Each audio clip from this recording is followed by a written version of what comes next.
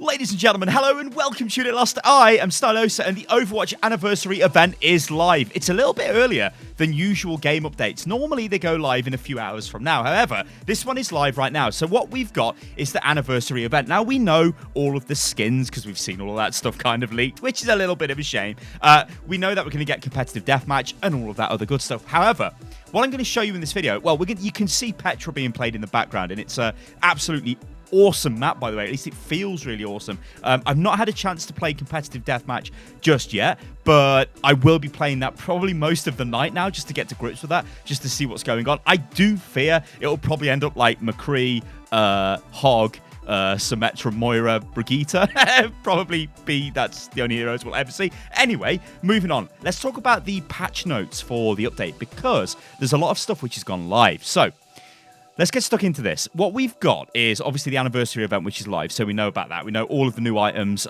We've got Petra. We've got all that fancy stuff. We've got the rotating brawls as well, which I believe it's Lucio Ball right now. Now, these change daily, which is really cool. So you'll get a chance to play a random brawl from a random event every single day, which is really, really cool. So tomorrow, for example, it could be Retribution, or it could be Uprising, or it could be May Snowball Offensive. There are loads and loads of stuff. Anyway, we've got the new map. We know about that. You guys can see it in the background. We get the new competitive play mode, which is free-for-all deathmatch. That is awesome.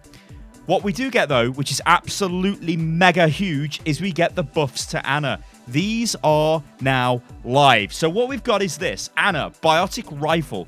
Projectiles now pass through allies with full health. Ammo increased from 10 to 14. This is a straight-up buff to Ana, and this is beautiful.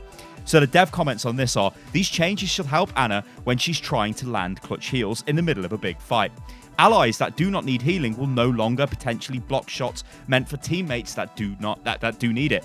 Increasing her magazine size makes it less likely that Ana will be forced into reloading in the middle of an important fight. This is massive, right? So the big problem Ana's got is, well, big targets like D.Va, like Winston, like Roadhog, Orisa, Reinhardt, whatever, they block your shots, and that is bad because you're trying to fire shots through your team to maybe hit that low health, I don't know, McCree at the front, but there's a Reinhardt and he blocks the shots. He absorbs the heals, but he's already at full health. That's silly. That is now gone. Your shots will go straight through the Reinhardt and they will heal that McCree. This is absolutely massive, as well as giving her more ammo as well. Like, Ana generally does run out of ammo in a big fight, but that's kind of part of Ana's skill. You sort of have to manage when to reload. Yeah, there are times when you are like looking at a target like, please, I want to heal you, but you're reloading and that target dies, and it's probably a Genji, and then over the microphone they go, oh my god, Ana, where my heal? Ana, where my heal? And you're like, I was reloading, Genji. So that will happen less often now. That is beautiful. So this is great. Like, I'm all for this. Ana is the highest skill cap support hero in the game. She has to balance offensive, defensive. She's got loads of skill shots. She's just beautiful, right? She's got a little bit of a buff as well in free-for-all deathmatch. She can nano boost herself, which, yeah. But yeah, I'm all for giving Ana more ways to sort of express herself. She is in the worst position when it comes to all the support. So buffs, I am happy with those. Next up, we've got Brigitte. Rally, nerfed. Shield bash, nerfed. So Rally, the maximum armor per player, is reduced from 150 to 100. Now, you guys know the way this works. When you pop Rally, so what you should do with Rally is basically use it before you want to fight. Use it, build up some armor, rush into the fight, take damage, and then Rally just replenishes that armor. Well, Rally would give you an additional 150 armor. Now, it will only give you 100 armor. It is a 50 armor nerf. This is a nerf in the effectiveness of her ultimate, which is, well, just a massive nerf. Next up, we've got Shield Bash. Now, this is the one I'm kind of more interested in because Shield Bash is a really, really powerful ability. I've been playing quite a bit of Reinhardt recently, and Brigitte just shield bashes you pretty much at will. So anything to nerf this ability, I think is pretty good, well, pretty decent for the game. Also, as well, it means like your Genjis and your Tracers don't have to be as cautious around Brigitte. They still have to be. I mean, you get bashed by Brigitte and you're going to die. You know, never forget that. But you do have a little, well, you've got an extra second now to sort of try and play around her. So this is what's happened.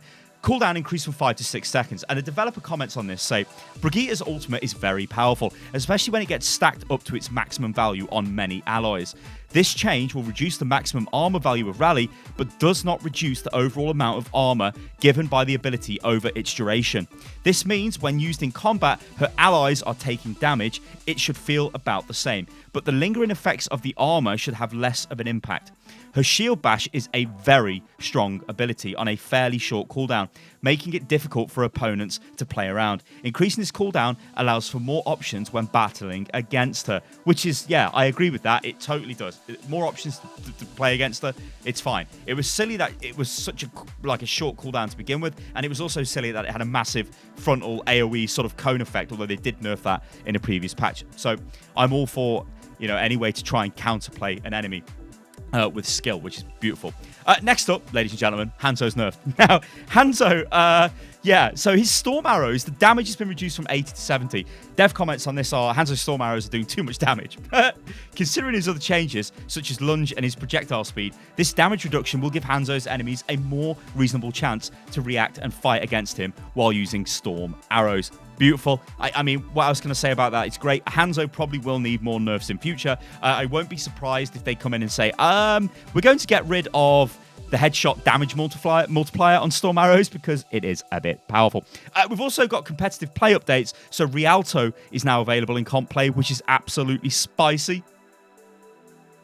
So there you go, guys. The anniversary event is live right now. Get in there and check it out. I'm going to be very interested in seeing what feedback we get for Deathmatch Competitive, because I think this is the only competitive mode. Well, I know. It's the only comp mode we've got in the game where you can't really blame somebody else and go, oh, it was my team. That was the problem.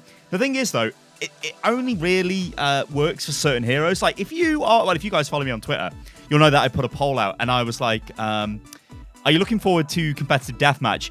If you're a Reinhardt main, probably not, because, yeah, he's like the worst hero by far. It is the playground of the hit scan heroes. So your heroes like McCree, your Widowmaker, obviously, other heroes like Junkrat can be effective. Symmetra is crazily effective. Moira's effective. But I think at the highest level, this is just going to distill down to McCree, Tracer, Hog, probably. You're going to see Hog quite a lot at the other ranks. You'll notice that there isn't really any supports in this. You could be a crazy and play like, Zen or even a Lucio. Lucio can be quite effective, but you have to be really, really good. But there's definite heroes in this mode that just won't work very well. And it will be, like if you're a Winston main, like you can see me attacking this Winston. I think he actually kills me, but it's going to be very hard for you as like a Winston, Orisa, Reinhardt tank main to actually get anything done in this mode. You probably still can, but it's going to be very, very difficult because, well, you're just going to get destroyed from range. It very much is the playground for McCree and those hit scan heroes. Anyway, ladies and gentlemen, I've been Stylosa and this is Unit Lost. Go and play the anniversary event. Let me know what you think about all of this stuff.